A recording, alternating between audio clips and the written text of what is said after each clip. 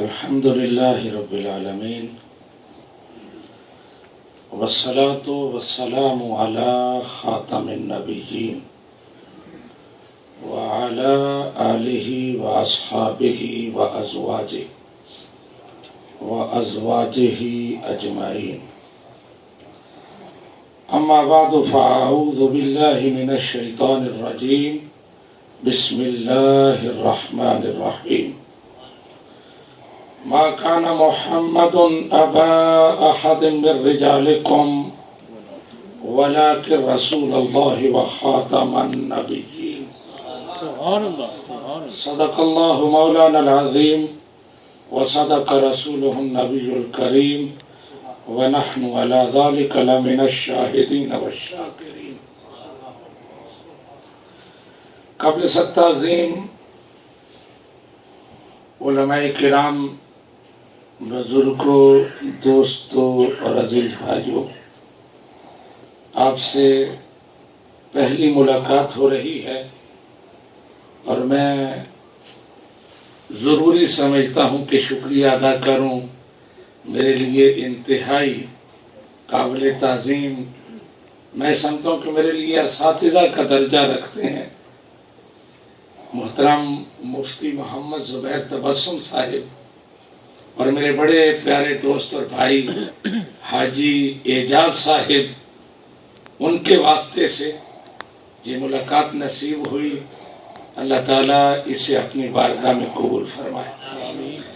میں نے جو گفتگو کرنی ہے اس میں مجھے آپ کے تعاون کی اس لیے ضرورت ہوگی کہ علامہ غزالی صاحب کے بعد خطاب کرنا یہ جوئے شیر لانے کے مترادف ہے. اللہ تعالیٰ نے ان کو جلال بھی عطا کیا ہے، خوش الہانی بھی ہے، شعلہ بیانی بھی ہے، بے مثل کاری ہیں، عالم دین بڑی خصوصیات سے نوازا ہے. اب ان کے بعد اور پھر ترتیب بھی قبلہ مفتی صاحب نے بدل دی. انہوں نے شروع میں بات سنائی تھی نا، پہلے وہ جمال والے تھے جن سے دوبارہ کپڑے دھلوا لیے تھے، بعد میں جلال والے آ گئے. اگر جلال والا بعد میں ہو تو جمال والے کے بگڑے ہوئے کام سنوار لیتا ہے، اور اگر جلال والا پہلے گزر جائے، جمال والا بعد میں آئے تو بنا ہوا کام بھی بکھر جاتا ہے. تو مجھے خطرہ ہے کہ کہیں ایسا ہی نہ ہو جائے، اس لیے مجھے آپ کے سہارے کی ضرورت ہوگی. میں انتہائی خوشی ہوئی اور سب سے زیادہ خوشی میں دل کی گہرائیوں سے کہہ رہا ہوں کہ بچے نے تلاوت کلام پاک کی. ذوالقرنین اسلم، ذوالنورین اسلم، ایک بچے نے نعت پڑھی اور انتہائی خوبصورت.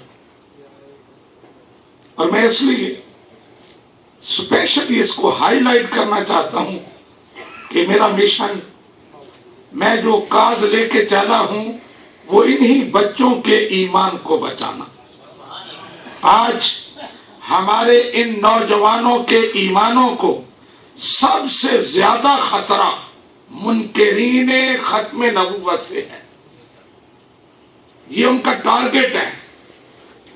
آپ کو سن کر حیرت بھی ہوگی، دکھ بھی ہوگا کہ حالات ایسے بدل رہے ہیں کہ جرمنی میں اس وقت منکرین ختم نبوت، آپ ان کو جانتے ہیں وہ کون ہے؟ ان کا نام کیا ہے؟ وہ غلام احمد، غلام انگریز، وہ میں غلطی سے غلام احمد کہہ گیا، غلام انگریز کے فالورز، مرزائی قادیانی. جرمنی میں انہوں نے حکومت جرمن سے یہ منظور کرا لیا ہے کہ اسلام کے نمائندے ہم ہیں. سکولوں میں، کالجز میں جا کر وہ آپ کے بچوں کو اسلام کا پیغام دیتے ہیں. اور یہ بنیاد رکھی گئی ہے تو اب اس پر وہ اپنی بے ڈھنگی عمارت بھی تعمیر کریں گے. کل یہ ناروے میں بھی ہو سکتا ہے، کل یہ یوکے میں بھی ہو سکتا ہے، کہیں اور بھی ہو سکتا ہے. تو مسلمانوں، میں آپ کو جگانا چاہتا ہوں کہ جاگو. یہ نہ ہو کہ پانی سر سے گزر جائے. وقت گزر جائے پھر پچھتاؤ، لیکن بعد کا پچھتانا کسی کام نہیں آتا۔ عقیدہ ختم نبوت کا تحفظ اس دور میں سب سے بڑی عبادت، بلکہ میں تو کہتا ہر دور میں سب سے بڑی عبادت، اور میں اپنی طرف سے نہیں کہتا، میرے پاس اس کے دلائل ہیں۔ صحابہ کرام کا عمل، تابعین کا عمل، ائمہ مجتہدین کا عمل، اولیاء کرام کا عمل۔ آپ نے ایک بات سنی ہوگی، سیدنا عمر بن خطاب رضی اللہ تعالی عنہ کے حوالے سے، انہوں نے حضرت ابوبکر صدیق کو عرض کیا تھا کہ اے یار غار، اے ہمارے آقا، میرے ساتھ ایک سودا کریں گے؟ فرمانے لگے کیا؟ کہنے لگے مجھ سے زندگی کی تمام نیکیاں، تمام مجاہدے، عمر کا سارا جہاد لے لو، صرف 2 نیکیاں مجھے دے دو، ایک دن کی نیکی، ایک رات کی نیکی۔ کہنے لگے وہ کون سی؟ کہنے لگے رات والی وہ نیکی جو غار ثور میں نبی رحمت کے ساتھ جو راتیں گزاری تھی، اور دن والی وہ نیکی جب مرتدین اور منکرین ختم نبوت کے خلاف مدینہ سے آپ نے لشکر روانہ کیا تھا، وہ دن والی نیکی، اور غار ثور رات والی نیکی، یہ مجھے دے دو، میری زندگی کی ساری نیکیاں لے۔ یہ صحابی رسول عمر بن خطاب ہیں، منکرین ختم نبوت کے خلاف جب آپ نے اقدام کیا تھا عقیدہ ختم نبوت کے تحفظ کے لیے، جب آپ نے قدم اٹھایا تھا، وہ نیکی مجھے دے دے۔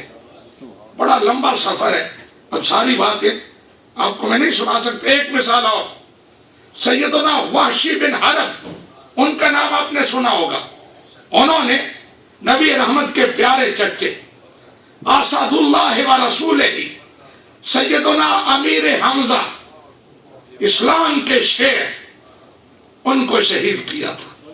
نبی رحمت کو بڑا دکھ ہوا تھا، پھر انہیں اللہ تعالیٰ نے ہدایت نصیب کی، وحشی بن حرب نے اسلام قبول کر دیا، وہ رضی اللہ تعالی عنہ بن گئے، حضور کے غلام بن گئے۔ حضرت وحشی بن حرب کہتے ہیں، حضرت وحشی بن حرب کہتے ہیں کہ میرے دل میں ہمیشہ کلک رہتا تھا، ایک کھٹکا رہتا تھا کہ بے شک میں نے اسلام قبول کر لیا۔ اللہ تعالیٰ کا وعدہ ہے کہ اسلام پہلے گناہوں کو مٹا دیتا ہے، میرے سارے گناہ مٹ گئے ہیں، یقین ہے، لیکن سیدنا امیر حمزہ کی شہادت وہ مجھے چین سے نہیں بیٹھنے دیتی تھی، وہ مجھے نہیں بھولتی تھی۔ کہتے میں سوچتا کیا کروں، نفل پڑھوں، تلاوت کلام پاک کروں، روزے رکھوں، کہاں سے مجھے اطمینان نصیب ہوگا۔ کہتا وقت گزرتا رہا، دل مچلتا رہا، تڑپتا رہا، پھر وہ وقت آیا جب سیدنا ابوبکر صدیق نے منکر ختم نبوت، جھوٹے مدعی نبوت مسلمہ کذاب کے خلاف لشکر روانہ کیا۔ کہتا جب میں نے سنا تو میرے دل میں جیسے اللہ تعالیٰ کی طرف سے الہام ہوا، اے وحشی، جس لمحے کا انتظار کر رہا تھا آج وہ آ پہنچا ہے، آج اپنے درد کا علاج کر لے، آج اپنے دل کی کلک اور کھٹک کو دور کر لے۔ تم نے اسلام کے سب سے بڑے محافظ کو، مجاہد کو شہید کیا تھا، آج اسلام کے سب سے بڑے ڈاکو کو ختم کر دو، تیرے دل کو سکون مل جائے گا۔ کہتے میں نے پھر کیا مچلتے ہوئے دل کے ساتھ، مولا نے میری تمنا پوری کی۔ کہتے اس دن میرے دل کو سکون ہو گیا کہ آج میرے آقا بھی مجھ سے راضی ہو گئے، میرا رب بھی مجھ سے راضی ہو گیا ہوگا، میرا دل بھی مطمئن ہو گیا۔ یہ عقیدہ ختم نبوت کی اہمیت ہے۔ اب میرے بھائی سوچ رہے ہوں گے، بزرگ سوچ رہے ہوں گے ہم کیا کر سکتے ہیں، یہ تو علماء کا کام ہے۔ اور میں یہاں